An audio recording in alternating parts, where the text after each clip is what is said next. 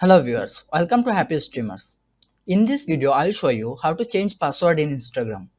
Let's see how to do that. First go to Instagram apps from your phone. Now from the bottom right, select your profile picture icon. It will take you to your profile. Now from the top right corner, you will see a hamburger icon. Click on that. On the first one, select setting and privacy.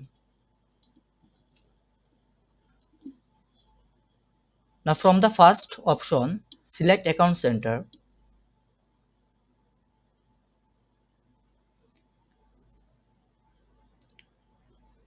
Now scroll down a bit. You will find password and security. Click on password and security.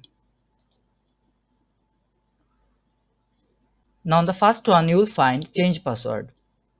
Select on that to change your password. Now select the account you want to change your password. If you have multiple account, it will show there.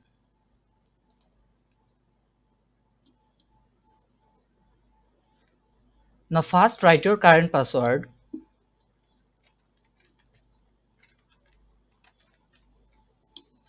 Now write your new password, whatever you want. Then retype your new password. Then select change password. That's all. If you find this video useful, please like, comment and subscribe. Thank you.